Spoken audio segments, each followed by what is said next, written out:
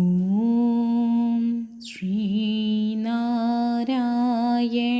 പരമഗുരവേ നമഃ. എല്ലാവർക്കും നമസ്കാരം. ശ്രീനാരായണ ഗുരു രചിച്ച ദൈവദശകം എന്ന കൃതിക്ക് എൻ്റെ പരിമിതമായ അറിവുകൾ വെച്ചിട്ട് ഒരു വ്യാഖ്യാനം നൽകുക എന്നുള്ളതാണ് ഈ വീഡിയോൻ്റെ ഉദ്ദേശം എന്ന് പറയുന്നത്. ആദ്യത്തെ ശ്ലോകം മാത്രമാണ് ഈ വീഡിയോയിൽ ഉൾക്കൊള്ളിച്ചിട്ടുള്ളൂ. 10 ശ്ലോകങ്ങളുണ്ട്. ബാക്കി വീഡിയോയിൽ നമുക്ക് 10 ശ്ലോകങ്ങളും പറയാം.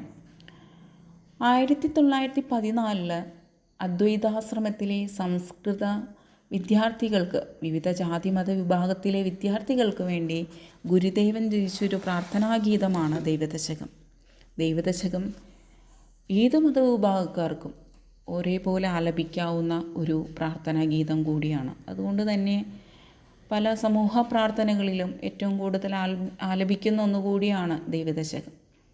ദൈവദശകത്തിൻ്റെ ആദ്യ ശ്ലോകം തുടങ്ങുന്നത് ഇങ്ങനെയാണ്: ദൈവമേ കാത്തുകൊള്ളുകങ്ങു കൈവിടാതിങ്ങു ഞങ്ങളെ, നാവികൻ നീ ഭവാം തീക്കോ രാവിവൻ തോണി നിൻ പദം.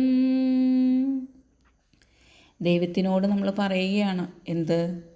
ദൈവമേ, ഞങ്ങളെ കാത്തുകൊള്ളുക, അങ്ങ് കൈവിടാതെ ഞങ്ങളെ ഒരിക്കലും കൈവിട്ട് കളയരുത്. ഞങ്ങളുടെ ചിന്തകളിൽ നിന്ന് അങ്ങ് മാഞ്ഞു പോയാലും ഞങ്ങളെ കൈവിടാതെ കാത്തുകൊള്ളണമേ. ഈ കര കാണാത്ത സംസാര സാഗരത്തിൽ നിന്ന് കരകയറുവാൻ അങ്ങ് ഞങ്ങളെ സഹായിക്കണം.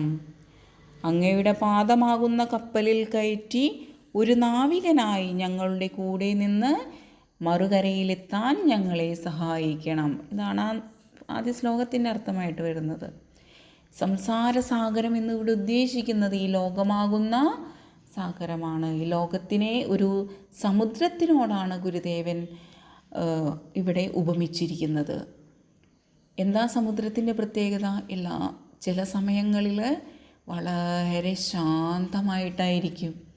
എന്നാൽ ചില സമയത്തോ കാറ്റും ന്യൂനമർദ്ദങ്ങളൊക്കെ ഉണ്ടാകുന്ന സമയങ്ങളിൽ ഭയങ്കര പ്രക്ഷുബ്ധമായിരിക്കും. അതുപോലെയാണ് ഓരോ മനുഷ്യനും. ഈ ലോകത്തിലെ മനുഷ്യന്മാരുടെ കാര്യം എങ്ങനെയാണ്? ചില സമയത്ത് നമുക്ക് വളരെ സന്തോഷമായിരിക്കും ഇല്ലേ?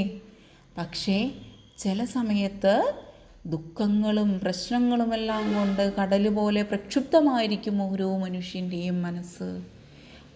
ദൈവമേ, ഞങ്ങളെ ഈ സാഗരത്തിൽ നിന്ന്, ഈ ലോകമാകുന്ന സാഗരത്തിൽ നിന്ന് സർവ്വചരാചരങ്ങളും, മനുഷ്യനെ മാത്രമല്ല സർവ്വചരാചരങ്ങളെയും, ജീവനുള്ളതും ഇല്ലാത്തതും സർവ്വചരാചരങ്ങളെയും അങ്ങ് കാത്തുകൊള്ളുക. അങ്ങയുടെ പാദമാകുന്ന കപ്പലിൽ കയറ്റിയിട്ട് ഒരു നാവികൻ്റെ സ്ഥാനത്ത് നിന്നുകൊണ്ട് എന്തു ചെയ്യുക? മറുകരയിലെത്തുവാൻ വേണ്ടി ഞങ്ങളെ അങ്ങ് സഹായിക്കുക. ഇവിടെ മറുകരയിൽ എത്തിക്കുക എന്നുള്ളത് എന്താ ഉദ്ദേശിക്കുന്നത്? ഈശ്വരനെ അറിയുക എന്നുള്ളതാണ്. ഒരു മനുഷ്യൻ്റെ ഏറ്റവും പരമമായിട്ടുള്ള അത്യന്തമായിട്ടുള്ള പൂർണ്ണതയിൽ എത്തുന്നത് എപ്പോഴാണ്? നമ്മൾ ഈശ്വരനെ അറിയുമ്പോഴാണ്. എന്നിലുള്ളതും നിന്നിലുള്ളതും ഈ പ്രപഞ്ചത്തിലുള്ളതും എല്ലാം ഈശ്വരൻ തന്നെയാണെന്ന് എപ്പോഴാണോ നമ്മൾ മനസ്സിലാക്കുന്നത്, അവിടെയാണ് ആ ഒരു അവസ്ഥയിലേക്ക് നമ്മളെ എത്തിക്കുവാൻ ആരോട് പറയുകയാണ്? ഈശ്വരനോട് പ്രാർത്ഥിക്കുകയാണ്. ആദ്യ ശ്ലോകത്തിൻ്റെ അർത്ഥം അത്രയും സിമ്പിളായിട്ടാണ് ഞാൻ ഇവിടെ പറഞ്ഞിരിക്കുന്നത്. എല്ലാവർക്കും മനസ്സിലായെന്ന് ഞാൻ വിചാരിക്കുന്നു.